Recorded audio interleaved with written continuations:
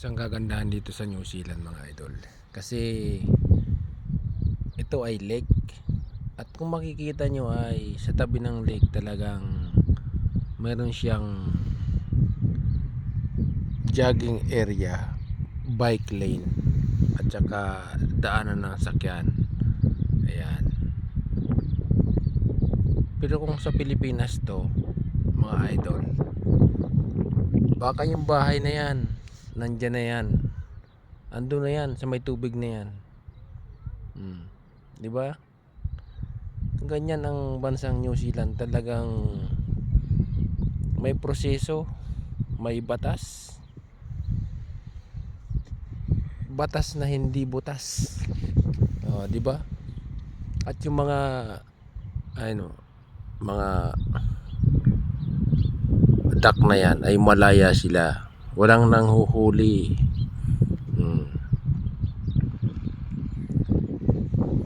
Walang nanghuhuli, katulad na lang ng mga kurakot sa Pilipinas.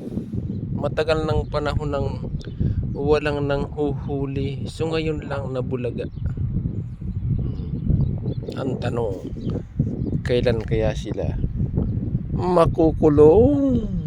Yan ang inaantabayanan ng mga taong bayan, kung kailan sila makukulong. Diba? Yan. Malamig na hangin at huni ng ibon ang iyong maririnig dito mga idol. Yan, summertime na, kaya naglalabasan na yung mga maliliit na bulaklak. At ang kagandahan dito ay may playground. May playground siya, may toilet pa, at mayroon pang drinking water. Nakikita niyo yung drinking water na yan? Drinking water yan, nasa labas na yan. Yan,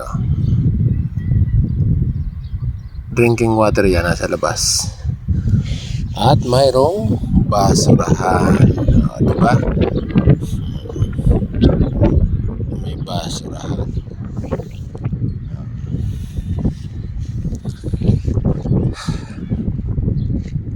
At saka yun, yung matatanda, malaya sila mamingwit. Ang aming bahay ay nandoon banda sa lugar na yun. Ayan, sa kabila niyan, sa kabila. Minsan nararating namin sa trabaho yung kabilang bundok na yun, sa kabilang lake na yan. Diba? Hindi crowded. Alam nyo kung sa Pilipinas ganito yung mga dagat, mga lake, yung may distansya sa mga bahay, ay napakagandang mamasyal, napakagandang pagmasdan.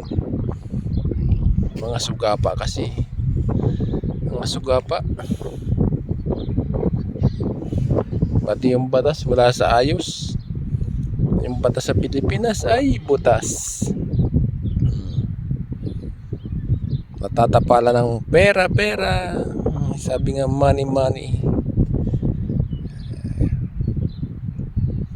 Yan, sige, shoutout na lang po. Bye bye.